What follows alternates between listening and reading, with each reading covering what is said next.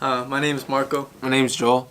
and today we're going to be teaching you some of the first steps to starting an FBA Amazon account.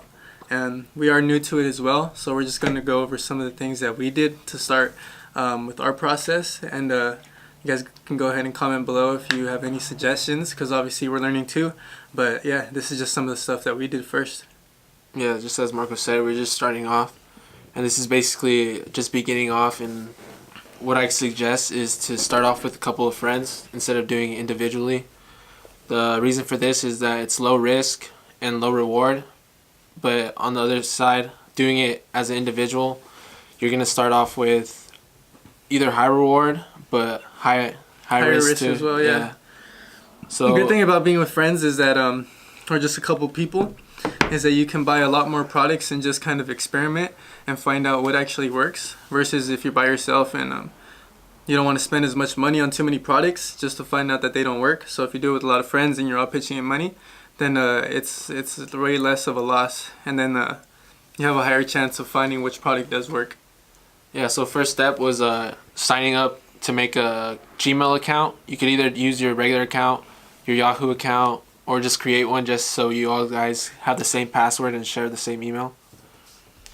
And that's what we did. I'll show you a couple of screen records, but I know people already know how to use Gmail. And after this, we associated the Gmail to, you can either just Google Amazon FBA, and that's where you get started. So going into it, you just sign up with your name. You always have to put it on someone's name, so you could just do one person on a thing, or you could be declared as a business. This is just for purposes of taxes. And you just make sure that if you're making money, just be accountable for what you're bringing into the table, and always take out your taxes, just because you don't want to screw over the person that puts their name under it. Price for each month is $40. This doesn't account for the shipping. So if you get products and you make Amazon do the rest of the work, so the shipping, you're going to have to ship all the shipment that you get either online or in stores, and then packages them up and then send them straight to Amazon. To do that, you just go to inventory, add a product. From add a product, you use the UPC on the product. If not, you can redo another tag, depending how you want to start it. And also, if the product's not on there, you just put create a new product listing. I think this is on there. I don't know.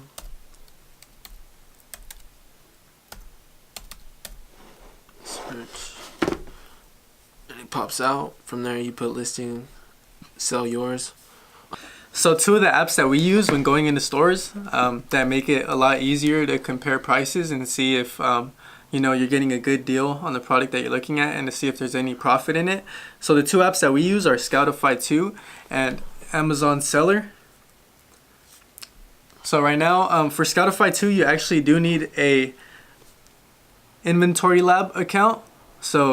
And you need to link it directly to your FBA Amazon account, so with the same two emails, so that it links. And that allows you to search all the direct prices on Amazon and do comparisons and things like that. So right now he's going to show you how to sign up for Inventory Lab. Alright. So Inventory Lab actually does cost $40 a month, but there is an option to try free. So we recommend that you do that as soon as you set up your FBA Amazon account, and then just start getting the feel for it. You can start going into stores and using the Scoutify app to search for products, and and little by little you'll find out what might work, what might not, and you'll get a lot better with scanning the right products.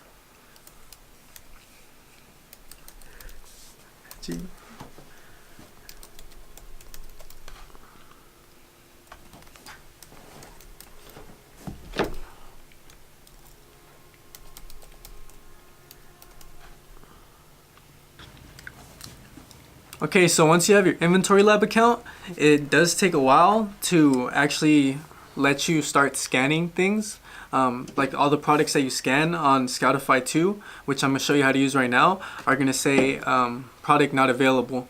But it usually takes, I think on their website it says it could take around 12 to 24 hours for them to link up, and then you can start scanning stuff. So this is what the Scoutify 2 app looks like. You can find it in the App Store. So this is Scoutify 2. And right now I'm gonna show you how to scan a product. For example, right now we just had this around, a complete Audio 6 interface. So I'm just gonna show how to scan that. So you're gonna click right here on scan.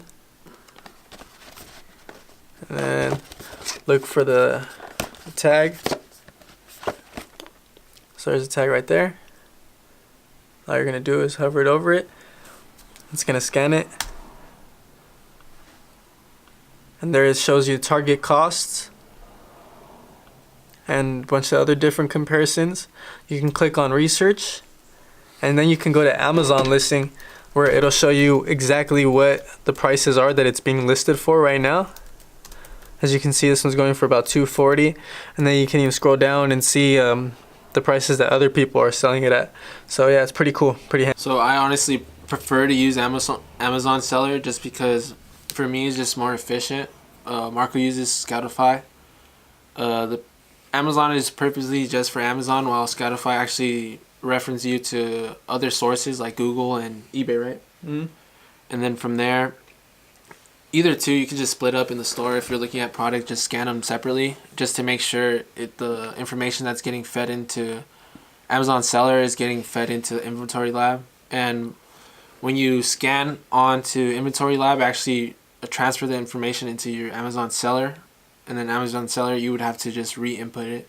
And I know for Inventory Lab you could buy a scanner, so if you're buying just a lot of products, you could just scan it personally. And we'll link the scanner down below. True, we'll do that too. Alright, another cool thing about Amazon Seller that you can't do with Scoutify too is that it actually shows you which brands you can and cannot start selling yet. So as we mentioned earlier in the video, you can't start selling all brands right away. For example, we can't do Nike, Adidas, top brands like that, Puma. We can't sell those yet. So you need to build up a reputation first, and then you can request to sell those products. And then eventually Amazon will approve you. However, when you start off, it's a little tough. So yeah, with Amazon Seller, whatever you scan, it tells you then and there if you can sell that product or not. So another thing is getting your product. So you can go into stores or online. In stores, you probably get more deals, but not at the same price. So you can either go to Marshall's, Ross, Target, anything. Just be sure to check clearance first, and then from clearance, look at sales. So if it's buy one get one free, I know I saw a recent video where someone actually bought Nerf guns, buy one get one free, an additional 15% off, and just from that flip, he made like $1,500.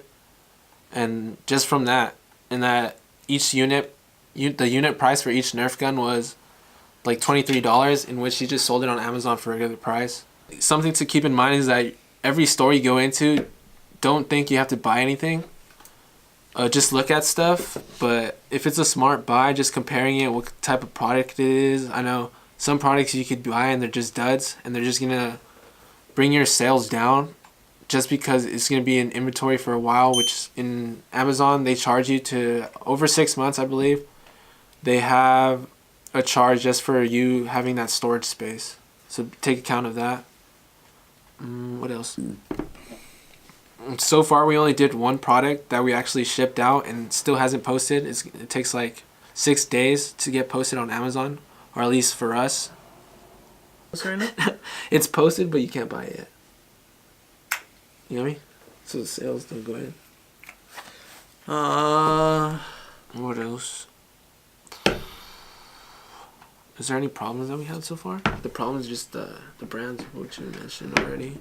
Let's go with pros and cons. Oh, another suggestion is if you're buying stuff, honestly buy stuff that's already like 50% off, 50, 60, 70% off. So if in case other people have the same product, you could always have that. It gives you cushion to lower the price so you could still make profit and you're not that hurt. That's the only suggestion. Yeah, so the easiest thing to do is when you go to any store, just look for the clearance aisle. Unless it's like a store like Ross or Macy's where everything's pretty much on clearance. Like say you go to a Best Buy or something, then you go straight to the clearance aisle, and that's where you usually find like obviously the products that are actually going to give you some profit.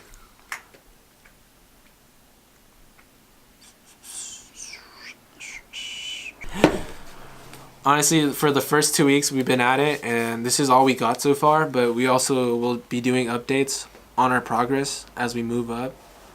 And we'll give you guys some ideas of like what products that we get are helping and actually bringing in money, and which ones you might want to stay away from. And also, if you guys have any suggestions of things that you found, you know, through your process that work, and you guys want to help us out and give us some suggestions as well, we're definitely open to that. And we didn't go with the mentality of just buying anything. We actually just used the Scoutify and Amazon Seller. We only hit a couple items, not too much. Today we went again, and we went to Marshall's, Ross, and Burlington, and we just bought a couple items. And we bought mostly online recently just because it was easier. It came to you. You didn't have to put too much time. Honestly, it's way faster, but sometimes the deals are not there. yeah. So if you're going store to store, like say you go to every Ross in your neighborhood or Target, whatever, go to clearance aisles, every store, and you just grind, I mean, eventually you're going to find some sort of, you know, hidden grail or something that's going to help you out. So, you know, really just educate yourself as much as possible.